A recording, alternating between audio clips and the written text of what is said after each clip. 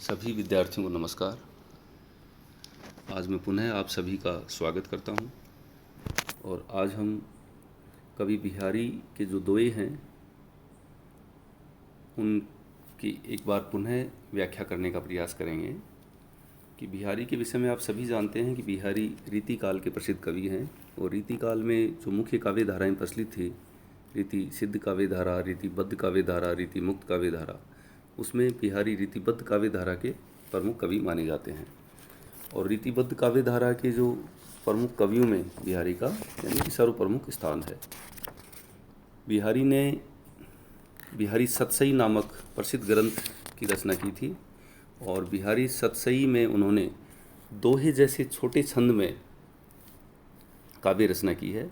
तो बिहारी ने दोहे जैसे छोटे छंद में जिस कौशल से भावों की अभिव्यक्ति की है वह उनकी असाधारण काव्य प्रतिभा का ही परिचायक है। तो आज हम बिहारी के कुछ दोहों को आधार बनाकर व्याख्या करने का प्रयास करेंगे।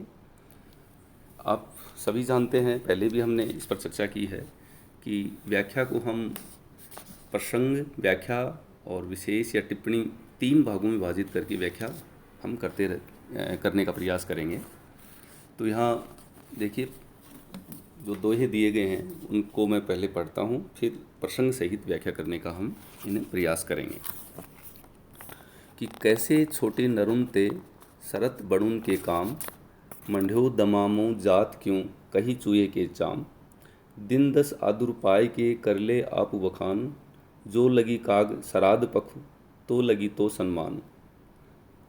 तो कैसे छोटे नरुन ते सरत बड़ुन के काम, मंढ्यो दमामो जात क्यों कही चूहे के चाम। जो पहला पद है, ये पहला जो दोहा है, उसमें जब हम प्रसंग की बात करते हैं तो हमें ये बताना होगा कि बड़े व्यक्तियों या बड़े जो महान व्यक्ति हैं उनके महान कार्यों के महत्व को कवि ने यहाँ प्रतिपादित करने का प्रयास किया है। कि प्रस्तुत अवतरण या प्रस्तुत पद्यांश या प्रस्तुत दोहा कवि बिहारी द्वारा विरचित बिहारी सतसई से लिया गया है और उसमें कवि महान व्यक्तियों के महान कार्यों के महत्व को रेखांकित करने का प्रयास करते हैं। इस दोहे का प्रसंग ये होगा। फिर हम इसकी व्याख्या अगर करते हैं तो देखिए कि कैसे छोटे नरुन थे, कि नरुन यानी मनुष्य, छोटे नरुन मानी जो क्षुद्र मनुष्य हैं, उनसे सरत मानी पूर्ण, कि कैसे पूर्ण होगा बड़ुन के काम, जो महान व्यक्ति हैं उनके काम जो क्षुद्र मनुष्य हैं उनसे कैसे पूर्ण किया जा सकता है। फिर उन्होंने देखिए नीचे वाली पंक्तियों में उदाहरण देकर समझाने की कोशिश की है। कि यहाँ दमामो शब्द है, मढ्यो दमामो नगाड़ा को कहते हैं। जो छोटे नगाड़े होते हैं या नगाड़ा होता है उसको कहते हैं, जो बजाने का जो वाद्य यंत्र होता है। तो जैसे नगाड़ा होता है उसको जो मंढा जाता है और वो खाल से, किसी पशु की खाल से मंढा जाता है, बनाया जाता है, मंढा मानी बनाया जाता है। कि मंढो दमामो जात क्यों कहीं चूहे की चाम मानी चमड़ी, क्या चूहे की चमड़ी से क्या छोटा नगाड़ा या नगाड़ा बनाया जा सकता है। कि जिस तरह से चूहे की चमड़ी से नगाड़ा नहीं बनाया जा सकता, वैसे ही जो क्षुद्र मनुष्य होते हैं उनसे महान व्यक्तियों के काम पूर्ण नहीं किए जा सकते। तो यहाँ कवि महान व्यक्तियों के महान कार्यों को प्रतिपादित या रेखांकित करने का प्रयास कर रहे हैं। विशेष में भी हम ये बता सकते हैं कि व्यक्तियों के कार्यों की महत्ता बताने का प्रयास किया जो महान व्यक्ति हैं उनकी। और इसमें जैसे वक्रोक्ति अलंकार का प्रयोग हुआ, वक्रोक्ति में भी काकू वक्रोक्ति का यहाँ हमें प्रयोग देखने को मिलता है। ऐसे ही अर्थांतर न्यास जो अलंकार है उसका भी हमें यहाँ प्रयोग देखने को मिलता है। दूसरा दोहा देखिए इनका, कि दिन 10 आदुर पाई के करले आप बखान, जो लगी काग सराद पख तो लगी तो सन्मान। कि दिन 10 यानी 2-4 दिन, दिन 10 से तात्पर्य है 2-4 दिन। कि 2-4 दिन कोई मनुष्य आदुर पाई के करले आप बखान। तो इसमें भी देखिए हम प्रसंग अगर लिखते हैं तो इसमें ये ऐसे लिखा जाएगा कि जो अयोग्य व्यक्ति हैं, अयोग्य व्यक्ति समाज में प्रतिष्ठा प्राप्त कर लेते हैं, उन्हीं को आधार बनाकर उन्होंने अपनी बात कहने का प्रयास किया है कि जो अयोग्य या अपात्र व्यक्ति होते हैं वो दिन 10 आदर पाएंगे, यानी 2-4 दिन आदर मान सम्मान तो प्राप्त कर लेते हैं, कर लें आप बखान और फिर अपने आप ही अपनी प्रशंसा कर लेते हैं। और उदाहरण देकर उन्होंने समझाने का प्रयास किया है कि जो लगी काग सराद पख तो लगी तो सम्मान, कि जैसे कौवे होते हैं और श्राद्ध पक्ष आता है तो उनकी महत्ता बढ़ जाती है, क्योंकि श्राद्ध पक्ष में ये माना जाता है कि जो कौवा होता है उसको भोग लगाया जाता, बलि भेंट की जाती है। तो श्राद्ध पक्ष के समय उनकी जैसे महत्ता बढ़ जाती है, तो कभी भी जो अपात्र व्यक्ति होते हैं या जो अयोग्य व्यक्ति होते हैं कि उनको 2-4 दिन तो उनका सम्मान हो सकता है, लेकिन यूं ही जैसे श्राद्ध पक्ष जाने के बाद में कौवों का महत्व, काग का महत्व या कौवों का महत्व समाप्त हो जाता है, वैसे ही जो अयोग्य व्यक्ति होते हैं उनका सम्मान स्वतः समाप्त हो जाता है। तो यहाँ भी कवि बिहारी यही बताने की कोशिश कर रहे हैं कि जो अयोग्य व्यक्ति हैं वो जब सम्मान पाता है तो वह आत्म प्रशंसा करने लगता है, और यही उसका सबसे बड़ा अवगुण भी माना गया है कि वो अपने आप अपना वर्णन करने लग जाता है, अपने आप बखान करने लग जाता है।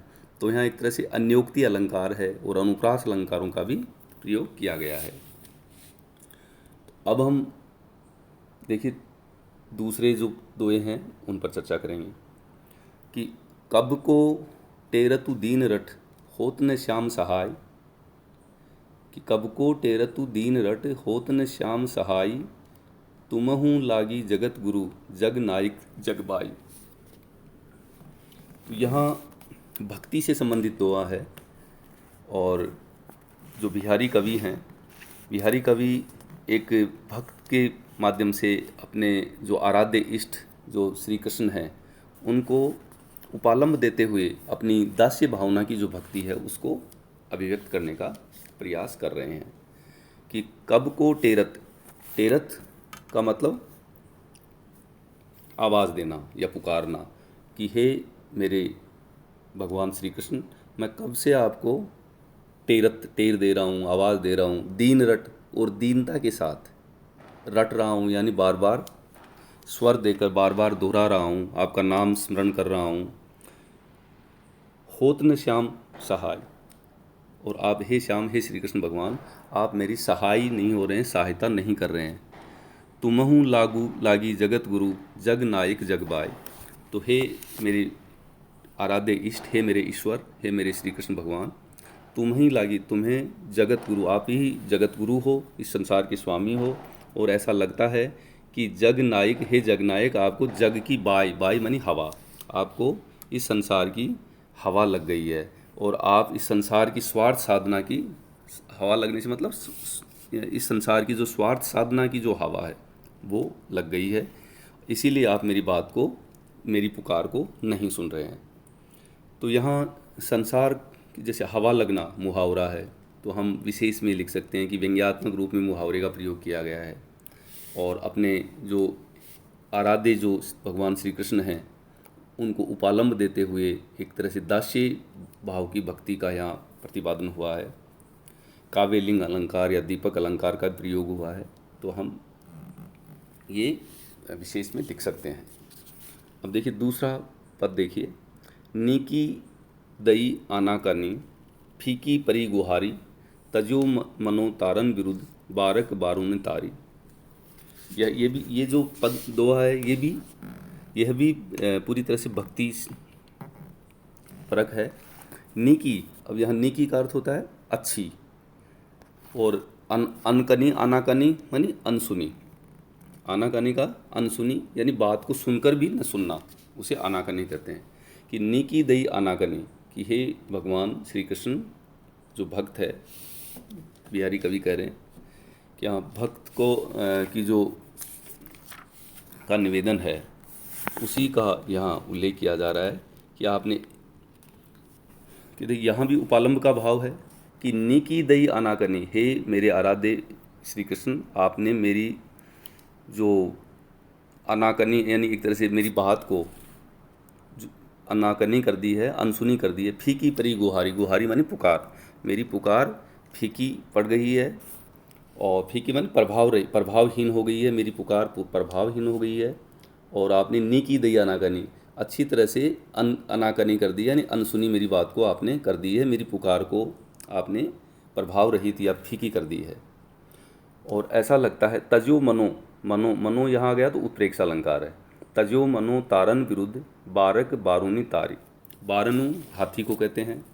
तजो मनो तारन विरुद्ध, तो विरुद्ध विरुद्ध प्रशंसा या प्रशस्ति को कहते हैं। तारन विरुद्ध यानी तारने वाले होने की जो ख्याति है। ऐसा माना जाता है कि कथा मिलती है कि बारून मानी हाथी, कि एक बार हाथी जब तालाब में पानी पी रहा था, तो ऐसे में कहते हैं कि मगर या मगरमच्छ उसको खींचकर सागर में ले जा रहा था। तो उन्होंने भगवान को जब याद किया, स्मरण किया, तो भगवान नंगे पैर उसे बचाने के लिए दौड़कर आ गए थे। तो इस तरह की किंवदंतियाँ, इस तरह की कथा मिलती है। तो उसी को आधार बनाकर बिहारी कवि ने कहा है कि नेकी दई अनाकनी फीकी परी गुहार, कि मेरी जो गुहार है, मेरी जो पुकार है वो प्रभावहीन हो गई है, फीकी पड़ गई है। और आपने अच्छी अनाकनी अनसुनी कर दी है, बात को सुनकर भी आप नहीं सुनने की प्रवृत्ति मुझे दिखाई देती है।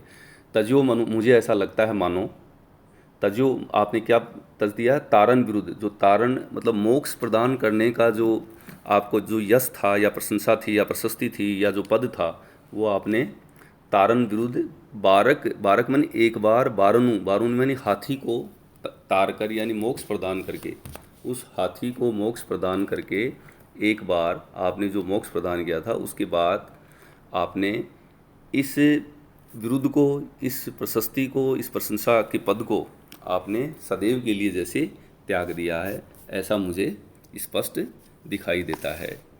तो यहाँ विशेष में हम कह सकते हैं कि पुरानी कथा जो ग्रहा से गज की रक्षा करने की, भगवान नंगे पैर दौड़कर आ गए थे, उसका वर्णन मिलता है। दूसरा यहाँ मतलब भक्ति से संबंधित ये दोहा है, और अनुप्रास अलंकार है, वक्रोक्ति है, रूपक अलंकार है, और उत्प्रेक्षा अलंकार तो है ही। तो इस तरह से हम इसकी व्याख्या कर सकते हैं। आगे हम देखिए कुछ और दोहे हैं, उन पर चर्चा कर सकते हैं। बड़े न हुजे गुणन बिन विरुद्ध बड़ाई पाए, कहत दतुरे सो कनक गहनों गढ़ो न जाए। कि बड़े न हुजे गुणन बिन, हुजे माने हो सकना, कि गुणों के बगैर कोई भी बड़ा नहीं हो सकता। बड़े न हुजे गुणन बिन विरुद्ध बड़ाई पाए, चाहे वो यश और प्रशंसा प्राप्त कर ले। कुछ लोग यश और प्रशंसा, झूठी यश और प्रशंसा के आधार पर बड़े बन जाते हैं, लेकिन कवि बिहारी कहते हैं कि बगैर गुणों के कोई भी व्यक्ति, चाहे वो कितना भी प्रशंसा करवा ले, चाहे यशोगान किए जा रहे हैं उसके, वो गुणों के अभाव में वह बड़ा नहीं हो सकता। वैसे ही नहीं हो सकता जैसे कहत धतूरे सो कनक, कि कहत धतूरे सो कनक गहनों गढ़ो ने जाए, कि धतूरे को भी कनक कहा जाता है। कनक का अर्थ धतूरा भी होता है और गहन सोना भी होता है। तो कवि यहाँ कह रहे हैं कि कहत धतूरे सो कनक गहनों गढ़ो ने जाए, कि धतूरे को कनक भी कहते हैं, लेकिन धतूरे से कभी गहना नहीं गढ़ा जा सकता। गहने के लिए सोने की ही आवश्यकता होती है। सोने जो धातु होता है सोना, उसी की आवश्यकता होती है। तो कवि यहाँ यही कहना चाह रहे हैं कि जो यशोगान या प्रशंसा करने से कोई व्यक्ति महान नहीं बन जाता, बल्कि उसमें गुणों का होना आवश्यक है।